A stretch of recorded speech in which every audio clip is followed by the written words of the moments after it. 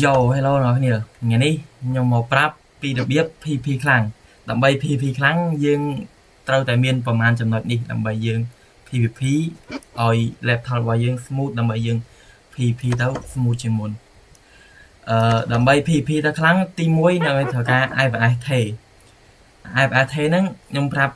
តែ player លេងលើ laptop ទេ player លេងលើ PC គាត់អត់បារម្ភទេសម្រាប់ player លេងលើ laptop យើងគួរតែលេងនៅក្នុងបន្ទប់ដែលមានកង្ហារឬក៏ម៉ាស៊ីនត្រជាក់បើយើងយកទៅលេងនៅក្រៅដូចជារោងកាហ្វេដែលអត់មានម៉ាស៊ីនត្រជាក់ហើយយើងលេងទៅឡើងកម្ដៅគឺ laptop របស់យើងក៏ទាំងតាមនឹងដែរអញ្ចឹងធ្វើឲ្យយើងមានវិបត្តិ PVP អត់សូវខ្លាំងទេបើសិនជាចង់ PVP ខ្លាំងមួយទៀតយើងត្រូវតែដាក់ mode PP អា mode PP ហ្នឹងខ្ញុំអត់ប្រាប់អ្នកនរគ្នាទេដោយសារតែមានគេធ្វើវីដេអូប្រាប់ច្រើនទេដែល mode ជំនួយ PVP ហ្នឹងមួយទៀតគឺ IPS យើងមិនបាច់ឲ្យវាខ្ពស់ពេកទេបើឲ្យ IPS យើងខ្ពស់ពេកគឺនេះវាអាចនឹងក្តៅម៉ាស៊ីនណាអាចនឹងធ្វើឲ្យម៉ាស៊ីនយើងឆាប់ក្តៅជាងមុនអញ្ចឹងអ្វីដែលសំខាន់គឺនេះអានេះអ្វីដែលសំខាន់នេះគឺនេះrefresh rate របស់យើងហ្នឹងអាចច្រឡំ refresh rate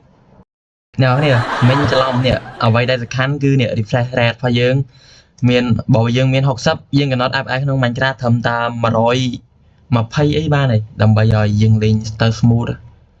យើងកំណត់ឲ្យគុណ2ហ្នឹងអាហ្នឹងបើយើងនឹងមាន60យើងកំណត់គុណ2ទៅ120ទៅបើយើងមាន140យើងដាក់250ទៅ300អីទៅអញ្ចឹងមានប៉ុណ្្នឹងទេហើយមួយទៀតអ្វីដែលសំខាន់មែនតើហ្មងនេះអាមួយនេះអ្នកនរគ្នាអីដែលសំខាន់ជាងគេនេះអាឡៃហ្នឹងអាឡៃហ្នឹងមកឡៃហ្នឹង recall ក្នុងកុំព្យូទ័រអត់ជាប់ទេដោយសារអីវាកន្លែងសម្ងាត់ផុស laptop អញ្ចឹងឡៃហ្នឹងដើម្បីកំណត់វាឲ្យខ្លាំងឬក៏ឲ្យគួរសមយើងបើថាកុំព្យូទ័រយើងទៅប្រភេទ Windows នេះប្រភេទ Windows យើងកំណត់វាឲ្យបញ្ចូលថ្មហ្នឹងវាបាត់ទេនេះដើម្បីឲ្យវាមកកំណត់មក80អញ្ចឹងបើយើងដាក់ឲ្យទៅ100ទៅវាឆាប់ខូចថ្មអញ្ចឹងយើងកំណត់វានេះដំបូងអាហ្នឹងបិទអីនេះយើងចុចបើកមកដំបូងអាហ្នឹងវាដាក់ off អញ្ចឹងយើងដាក់មក on មកហើយអាទី2ហ្នឹងបាច់បើកហើយអាមួយទៀតអាឡៃ2ហ្នឹងក៏សំខាន់ខ្លាំងដែរអា2នេះអាលើឯខមនេះហើយខ្ញុំប្រាប់អាលើមុនអា2ហ្នឹងនេះអានេះសំខាន់ហ្មងហើយអានេះត្រូវឲ្យកុំព្យូទ័រយើងខ្លាំងណានេះត្រូវឲ្យកង្ហារកុំព្យូទ័រយើងវិលឲ្យ performance កុំព្យូទ័រយើងខ្លាំងអញ្ចឹងយើងបើចង់ឲ្យកុំព្យូទ័រខ្លាំងមែនតើហ្មងនេះយក performance mode នេះអាលើគេហើយបើខ្ញុំអត់ត្រូវការទេខ្ញុំយកអានេះខ្ញុំអត់ចង់ឲ្យកុំព្យូទ័រខ្លាំងទេហើយកុំព្យូទ័រកុំឲ្យវាប្រឹងលេងមកហ្មងត្រឹមលេង Minecraft លេង game អីនេះយើងដាក់វាមកហ្មងនេះអាហ្នឹងមិនមែនមកហ្មងអាហ្នឹង on ហ្មងមកហ្មងនេះហើយមួយទៀតបើសិនជាយើងលេង game graphic ធំ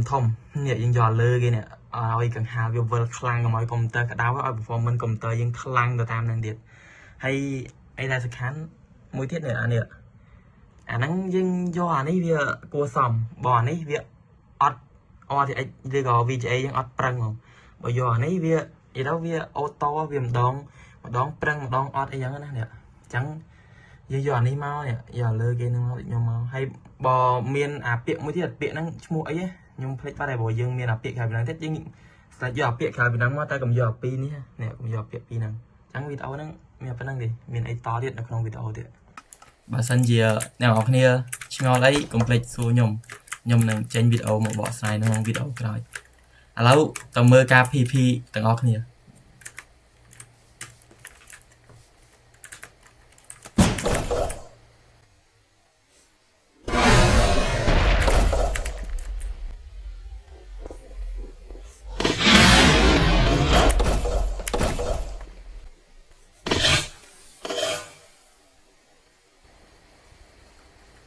ចយ